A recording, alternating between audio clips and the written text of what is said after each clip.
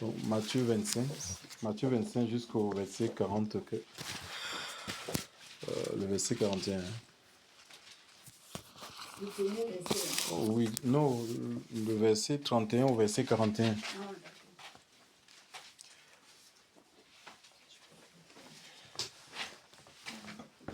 Donc, si quelqu'un a la page, il peut faire lecture. Hein. je vais lire. Hein.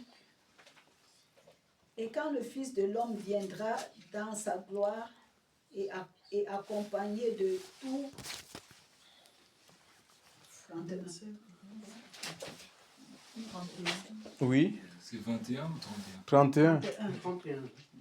Et quand le Fils de l'homme viendra dans sa gloire et accompagné de tous les saints anges, alors il s'assiera sur le trône de sa gloire. Et toutes les nations seront rassemblées devant lui. Et il séparera les uns d'avec les autres, comme le berger sépare les brebis d'avec les boucs. Et il mettra en effet les brebis à sa droite et les boucs à sa gauche. Alors le roi dira à ceux qui seront à sa droite, venez, vous qui êtes bénis de mon Père, recevez en héritage le royaume qui vous a été préparé dès la fondation du monde. Car j'ai eu faim et vous m'avez donné à manger. J'ai eu soif et vous m'avez donné à boire. J'étais étranger et vous m'avez recueilli. J'étais nu et vous m'avez vêtu. J'étais malade et vous m'avez visité. J'étais en prison et vous êtes venus vers moi.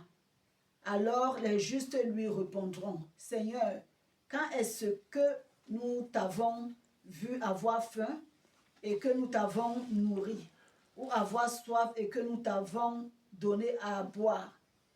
Et quand est-ce que nous t'avons vu étranger et que nous t'avons recueilli, ou nu et t'avons-nous vêtu?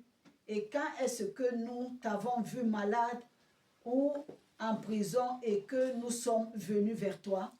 Et le roi répondant leur dira, Amen, je vous le dis, toutes les fois que vous avez fait ces choses à l'un de ces plus petits de mes frères, c'est à moi que vous les avez faites. Alors il dira, je continue, hein? Oui, 41. Ok. Alors il dira aussi à ceux qui seront à sa gauche, maudits, retirez-vous. Non. C'est bon. Vous l'avez fait à chaque fois. Oui, donc voilà, à chaque fois, attends que vous l'avez fait à l'un des plus petits de ceux qui sont de ceux qui croient en moi, c'est à moi que vous l'avez fait. Donc ici, c'est un texte qui traite du jugement. C'est le jugement dernier, hein. C'est pas l'enlèvement de l'Église. Et on voit ici que le Seigneur a promis, il a promis un royaume en fait. Le Seigneur a promis un royaume à tous ceux qui croient ou ceux qui répondent à son appel. Déjà même c'était bien avant lui. Il y a Jean qui avait été envoyé comme étant le signe précurseur pour annoncer ce royaume. On le voit dans le bord du Jourdain, à la foule qui se rendait à lui. Il leur disait, repentez-vous car le royaume des cieux est proche. Donc, et on voit Jésus-Christ lui-même rempli de l'Esprit de Dieu, après avoir été tenté 40 jours et 40 nuits. Donc quand il a commencé son ministère, hein, dans Matthieu chapitre 4, si j'ai bonne mémoire, donc il s'est rendu en Galilée, l'Écriture lui revêtit la puissance de Dieu. Il a annoncé quoi? Il a annoncé le royaume. Donc il n'a pas annoncé, il a annoncé le royaume des cieux. Donc ce n'était pas les royaumes de la terre. Sa prédication n'était pas, ben voilà, si tu viens à moi, ce n'était pas les guérisons qu'il prêchait aux gens, ou les mariages, ou je sais pas, la prospérité. Il annonçait le royaume des cieux. Et quand les gens croyaient, ou croyaient dans ce message, le message du royaume guérissait les personnes. Hein. Les malades étaient guéris, les aveugles recouvraient la vue, les paralytiques pouvaient marcher.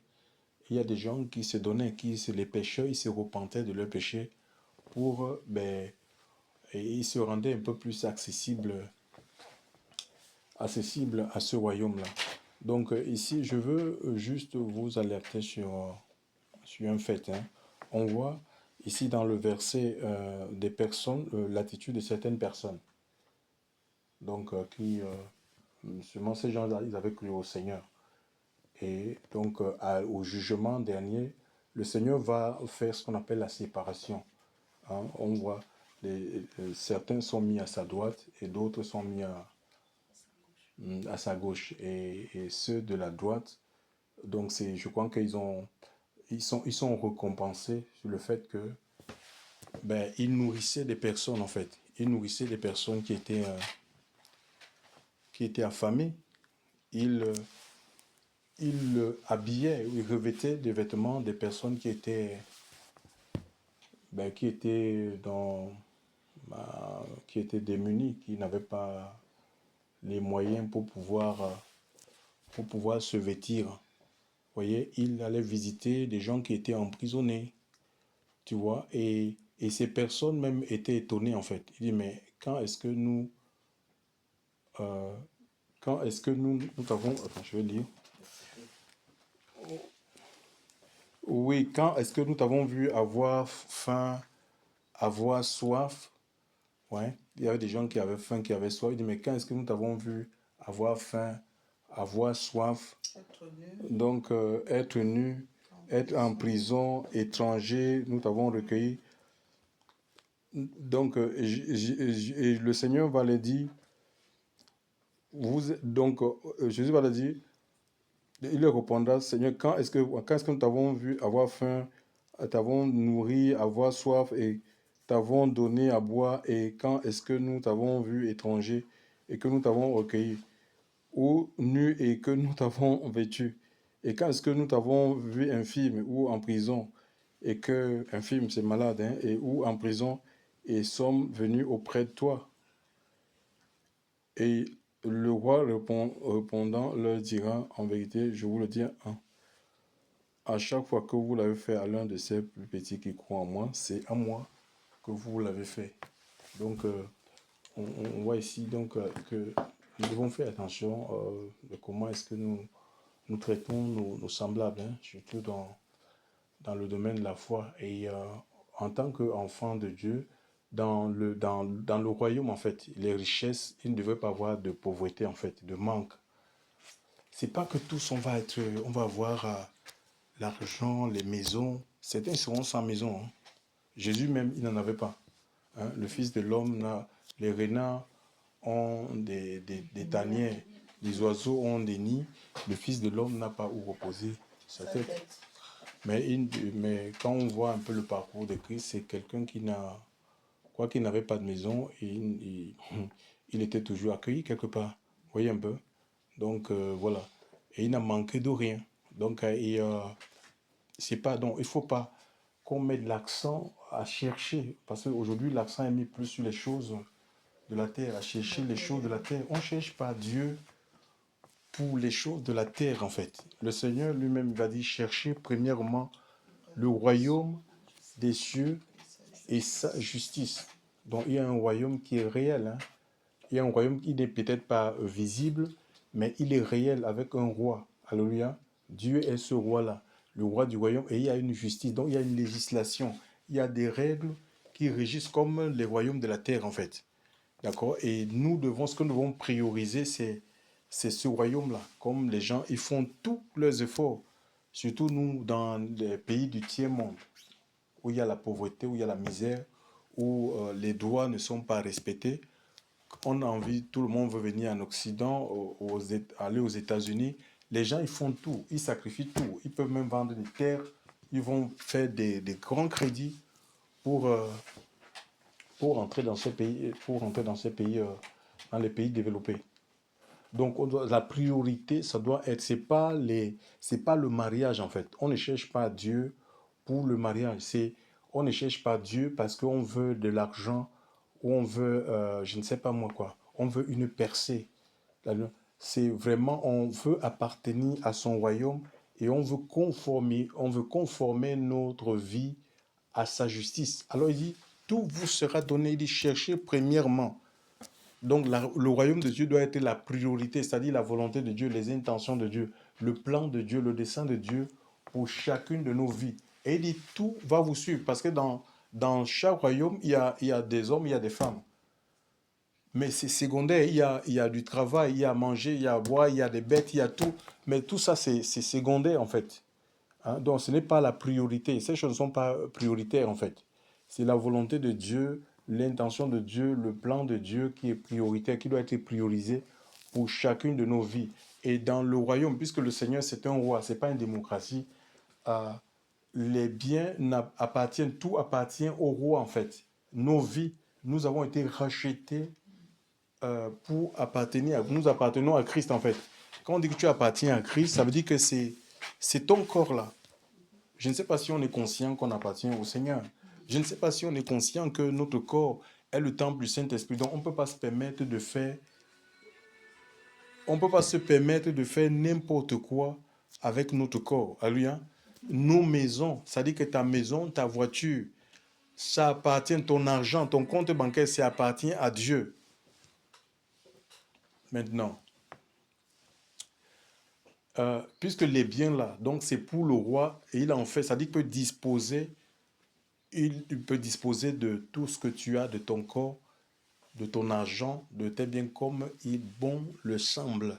C'est pourquoi, vous voyez, dans l'église primitive, il n'y avait pas de pauvres. L'Écriture dit qu'il n'y avait pas de pauvres. Non pas qu'il n'y avait pas, il y avait des pauvres, mais parce que les biens étaient partagés, en fait. D'accord? Tellement ils étaient conduits par l'Esprit de Dieu. Et l'Esprit de Dieu en nous permet de nous identifier les biens. C'est-à-dire que si l'Esprit de Dieu peut te mettre à cœur d'accueillir une personne, c'est pas on va pas le faire, on n'est pas dans la religion où on va essayer de faire des choses de manière charnelle. Dieu ne nous a pas donné une religion à lui. Hein. Il nous a donné, il nous a prêché. Jésus ne nous a pas prêché une religion, il ne nous a pas présenté une religion. Il nous a présenté le royaume des cieux. Alléluia. Et c'est lui qui est le roi de ce royaume. Ce qui nous permet d'intégrer dans ce royaume, c'est la nouvelle naissance. Alléluia. Nous naissons à la vie nouvelle. Il dit, si tu ne nais d'eau et d'esprit, tu ne peux pas voir. Ça nous permet de voir ce royaume. Et en voyant, les yeux nous permettent de marcher. Maintenant, nous marchons. Alléluia. On est en marche vers ce royaume. Hein. Et jusqu'à ce que nous vivons sur la terre les prémices. Nous vivons les prémices du royaume et c'est ce que nous allons hériter plus tard. Quand on parle de prémices, l'apôtre Paul va présenter le royaume des cieux comme étant dans Romains chapitre Romains 14, 17, que le royaume des cieux, ce n'est pas le manger, le boire, ce n'est pas les vêtements. C'est pas les vêtements, c'est pas les vestes, c'est pas les cravates. C'est pas je mange bien, ça veut dire que le Seigneur avec moi. Non, mais les gens dans le monde, ils mangent peut-être mieux le caviar, des choses comme ça. Donc c'est la paix, c'est la paix. Le royaume de Dieu, c'est paix, c'est joie, c'est justice par le Saint-Esprit. C'est l'Esprit de Dieu en toi, quand tu l'as reçu par la nouvelle naissance, qui va produire cette paix-là. C'est une paix même dans la souffrance. Tu peux être éprouvé, d'accord? Donc l'épreuve ne peut pas être une excuse pour ne pas être dans la paix. C'est pas c'est que peut-être que tu n'as pas reçu la véritable paix, ou peut-être qu'il faut que tu t'approches encore un peu plus du Seigneur. Dieu donne la paix dans la souffrance. C'est une joie qui est produite par le Saint-Esprit. C'est pas je suis dans la joie, je sais pas de rire comme ça. Non, c'est une joie, elle est spirituelle. Elle est là, on peut dire que ça, c'est une vie qui est joyeuse. On peut lire ça sur le visage, en fait, d'une personne. Et pourtant, on a les mêmes souffrances qui sont imposées aux gens du monde. On les connaît. On peut connaître le chômage, on peut connaître la solitude, le célibat, on peut connaître un manque où on n'a pas d'argent. Mais ces choses-là, on n'est pas affecté. On peut connaître des crises, mais notre vie n'est pas affectée parce que nous sommes dans le royaume. Nous sommes à fond dans le royaume des cieux et nous conformons chaque jour, nous conformons notre vie à être en règle avec le Seigneur. D'accord? C'est comme ça, il y a des lois en fait. Et Dieu a donné ces lois-là en fait. Il n'y a pas l'adultère dans le ciel. Donc, et sur la terre, on ne peut pas se permettre, nous, en tant qu'enfants de Dieu, de vivre dans les adultères, de vivre dans le vol. Il n'y a pas le vol dans le ciel. Les jeux hasard, les gens qui jouent au hasard pour, Je ne sais pas, parce qu'ils veulent gagner, ils veulent gagner le monde. Je crois qu'il y a un proverbe là, le proverbe 12, verset 11, qui dit, celui qui cultive sa terre sera rassasié. Celui qui cultive sa terre sera rassasié. Donc on voit que Dieu n'encourage pas la paresse. Il veut que nous travaillions en fait, que chacun puisse vivre à la sueur de son front. Mais celui qui poursuit les chemins, c'est-à-dire des choses vaines, ben, c'est un insensé, c'est quelqu'un qui va s'appauvrir. Alléluia. Combien ont vu leur vie complètement détruite parce que ben, ils veulent gagner comme l'enfant national, ils veulent gagner le jackpot comme ça, ben, ils vont soutenir, il y a des chrétiens qui pensent comme ça, qui vont comme ça, ils vont gagner la loterie et comme ça ils vont soutenir l'œuvre de Dieu, ils vont faire des grandes réalisations pour le Seigneur. Mais on ne peut pas, on ne fait pas des choses pour Dieu. D'accord? Nous rentrons, nous donnons notre vie au Seigneur et nous allons rentrer dans les œuvres. Il y a des œuvres que Dieu a préparées pour qu'on les accomplisse. Ce sont les œuvres de Dieu, ce n'est pas les œuvres humaines, les œuvres de la chair, les œuvres qu'on peut penser ou nous-mêmes imaginer. Ce sont les œuvres du Saint-Esprit que nous sommes appelés à réaliser à lui. Et il les met, il les imprime dans notre cœur, ben, parce que nous le suivons, parce que nous lui appartenons, parce que nous obéissons à sa voix, parce que nous nous laissons conduire par son esprit. Donc c'est une vie de paix, de joie, de justice par le Saint-Esprit. On voit ici, et nous allons vivre ce qu'on appelle, nous héritons ce royaume, le royaume en totalité, quand nous allons partir de ce monde. Donc je disais donc que les richesses dans l'Église, les richesses sont partagées en fait, parce que les richesses, il n'y a rien qui nous appartient, que ce soit ta maison, que ce soit quoi que ce soit ne t'appartient pas. Je me souviens, Jordan, on l'a connu, Jordan n'avait pas d'appartement. Il vivait, il y a c'était un Guadeloupéen qui lui faisait sous-louer en fait. Et c'était même pas déclaré en fait. Et il ne voulait même pas le déclarer parce qu'il demandait que, mais même moi comme colocataire, comme ça me permet aussi d'avoir, de toucher la cave. Euh, mais quand on l'a connu, moi je pensais que c'était un appartement. Et c'est un jour dont il s'ouvre à nous. J'ai dit non, tu ne peux pas vivre chez quelqu'un comme ça. Il faut que soit tu deviens colocataire, il faut qu'il te déclare comme colocataire, comme il ne vit pas ici, où il te cède complètement l'appartement. Ça ne l'arrangeait pas. Et c'est presque lui qui payait tout le loyer du monsieur. Il lui prenait les 500 euros, les choses comme ça. Donc on lui a demandé de quitter de là, qu'il vienne d'abord rester à la maison. Et je crois qu'il n'avait même pas de travail. Et il est allé déposer des CV dans les trucs intérim. Et du coup, on l'a appelé. Il me dit, on m'a appelé, la boîte intérim m'a appelé pour un travail à Lunel. Et il a refusé, il avait dit non parce qu'il n'était pas véhiculé. Il m'a dit, moi j'habite Castelnau et je travaille à Vandac. Vandac, c'est 7 kilomètres pour aller dans mon travail. Je lui ai dit non, rappelle-les pour lui dire que voilà, tu as un ami qui te prête la voiture. Donc c'est comme ça s'est passé. Il a rappelé l'agence intérim en disant que voilà, j'ai un ami qui me prête la voiture. C'est comme ça qu'on l'a demandé de venir et il a eu ce travail-là. Et à partir de ce travail-là, même jusqu'à la partie, ça l'a permis d'avoir un appartement. Donc et c'est Dieu qui m'a mis ça à cœur. C'est Dieu qui m'a mis à cœur de l'enlever de cet endroit-là que j'ai dit que mais ce monsieur, il t'exploite, tu ne peux pas rester là. Il est resté à la maison et c'est comme ça. J'ai mis ma voiture à sa disposition. Je ne peux pas regarder. Moi, j'ai pris le vélo pour aller au travail. Donc c'est comme ça que le Seigneur a béni ce frère. Il a même eu son appartement à côté de mon appartement. Il voulait faire une demande à côté de à côté de moi, il est mon voisin. Donc il a voulu faire une demande.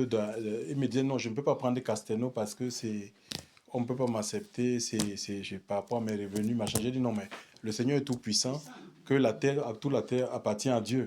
Donc s'il veut que tu sois à Castelnau, mets la commune de Castelnau. Et c'est comme ça qu'il a mis dans ses demandes la commune de Castelnau et c'est Castelnau qui l'a retenu. Donc il est mon voisin qu'on peut se voir à n'importe quelle heure.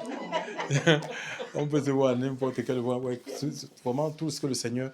Et bon, c'est pour vous dire qu'en fait, oui, c'est pour vous dire qu'en fait, il y a la pauvreté au milieu de la chrétienté parce que nous, on retient ou on ne veut pas. Vraiment, on a créé le christianisme, c'est devenu une religion où c'est chacun pour soi et Dieu pour tous. Si on se laisse conduire par l'Esprit de Dieu, on verra que en fait, on est que des conduits en fait. On est des conduits de bénédiction. on est appelé à nous bénir les uns les autres. Alléluia. S'il y a un manque là, donc celui qui a, il va pallier, mais pas le Saint-Esprit. C'est pas un truc de, c'est pas quelque chose qu'on va essayer de faire dans la chair. Donc, il faut que nous nous approchions encore chaque jour un peu plus vers le Seigneur et faire attention à ce qu'on donne aux gens. Hein? Le Seigneur dit, j'étais nu, vous m'avez vêtu, et les gens là, ces personnes là, à qui le Seigneur est en train de récompenser. La récompense, c'est quoi? C'était le royaume. Que venez, vous êtes bénis de mon Père, car ce royaume a été préparé dès avant la fondation du monde pour vous. D'accord? Il a dit, mais quand est-ce que nous t'avons vu être nus? Hein? Il dit, mais à chaque fois que vous avez vêtu un de ces petits-enfants qui croient en moi, pas des gens qui ne croient pas. Donc, c'est à moi que vous l'avez fait. Donc, ça veut dire que quand on donne un vêtement à un frère, une sœur qui est dans le dénuement, c'est comme si c'était le Seigneur qu'on était en train d'habiller. Maintenant, c'est quelle qualité de vêtement que tu donnes à la personne? Il faut que tu te mettes à la place de la personne. Est-ce que le vêtement que je suis en train de donner, est-ce que moi-même je me vois à l'intérieur de ce vêtement? Tu ne peux pas donner des choses que toi, oui, des haillons, des vieilles choses. Tu ne peux pas donner. C'est pareil pour la nourriture. Tu ne vas pas dire, voilà, tu vas prendre des produits périmés, des produits qui sont périmés pour donner ça à un frère. C'est comme si tu étais en train de donner ça au Seigneur. Tu vois un peu? Et vraiment, nous devons faire, il faut vraiment faire attention que tu fasses ce que ce que toi-même tu ne veux pas ou tu ne peux pas le donner au Seigneur. Hein. C'est au Seigneur, il dit que c'est à moi en fait. Donc si tu aimes les bonnes choses, ben, il faut donner les bonnes choses aux gens en fait. Donc pas des choses donc, qui ne valent rien comme si c'était des inconnus ou des SDF. Donc, parfois, on traite des enfants de Dieu comme ça. Vraiment que le Seigneur puisse nous aider dans ce sens-là. Alléluia. Amen. Donc, voilà, et qu'il nous rende sensibles pour que nous soyons utiles pour son royaume. Gloire à Dieu. Donc, voilà, c'est ce que j'ai reçu ce matin. J'ai dit, je vais partager ça avec vous. On va prier vraiment que le règne de Dieu devienne une réalité, une évidence dans chacune de nos cœurs. Alléluia. Oui, ma soeur, tu voulais dire quelque chose? Oui, par rapport aux choses d'en haut, il y a Colossiens 3, à partir du premier verset. Colossiens 3, à partir du premier verset, nous dit.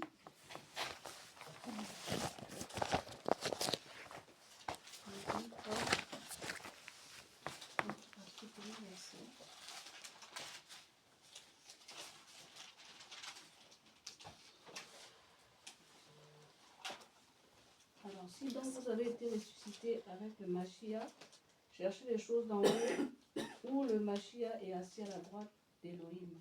Pensez aux choses d'en haut et non à celles sur la terre, qui sont sur la terre. Car vous êtes morts et votre vie est cachée avec le Mashiach en Élohim. Quand le Mashiach, notre vie, apparaîtra, alors vous apparaîtrez aussi avec lui dans sa gloire. Amen. Amen, amen. Oui, donc après, je veux finir avec ce témoignage. Donc, j'avais une veste. C'est mon fils qui m'a offert ça. Hein. Il m'avait offert une veste. Vous voyez, c'est l'hiver là. Et c'est une veste qui a coûté cher. Et il m'a dit, papa, ne donne ça à personne. Vraiment, si tu n'as plus envie de cette veste, il faut me la remettre en fait. Et donc, le Seigneur a fait venir un jeune dans l'assemblée. Et Dieu m'a demandé de lui donner cette veste. J'ai partagé ça avec mon épouse. François m'a dit que, mais essaie d'appeler d'abord ton fils s'il est d'accord que tu donnes. Que tu donnes. Ça, oui, puisque il a dit que si jamais tu n'as plus envie, il faut que tu le lui rendes. Non, je suis resté là, je ne l'ai pas appelé. Donc j'ai dit non, et moi, je disais, mais je vais même donner ça. Et moi, mais je vais faire comment là? Je n'ai pas une autre veste, c'est la seule veste que j'ai. Donc les vestes, ça coûte trop cher. Donc il y avait cette lutte au-dedans de moi. Mais à la fin, j'ai dit non, de toute façon, je vais obéir à Dieu. Le jour où il fallait le faire, je ne l'ai pas fait. J'ai dit bon, à la prochaine réunion, si le frère vient, j'étais disposé à lui donner cette veste-là. Et donc Françoise, elle travaillait pour des juifs avant. Et c'était un couple de médecins. Et il y a Ils avaient voyagé, c'était parti, ils ont fait le tour du monde, ils sont revenus, elle voulait voir Françoise. Donc elle a appelé, Françoise était là-bas. Et en revenant là-bas, donc le monsieur m'a donné un manteau, donc ce couple-là. Elle est venue avec un manteau, me dit, c'est même avec la chemise que j'ai là, donc chemise il n'a jamais mis, avec un manteau qui coûte tellement cher, c'est peut-être 4 fois, 5 fois le prix de la veste en fait. Je vais dire pour dire que quoi, en fait, le Seigneur, s'il te demande de faire quelque chose, ce n'est pas qu'il veut que tu sois dans le besoin, dans le dénuement, dans le manque, non, à lui. Hein. Ça veut dire qu'il a prévu autre chose. Donc vraiment, il faut l'obéissance, c'est important en fait. Donc il faut obéir à Dieu sans se poser des questions, surtout si on sait que c'est le Seigneur, par la voix de son esprit, qui nous le demande. Voilà, et j'ai remis cette veste à ces garçons et j'ai parlé de ça à mon fils, donc il ne sait pas en lui expliquant. Donc voilà, c'est comme ça que ça s'est passé. Donc voilà. Ok.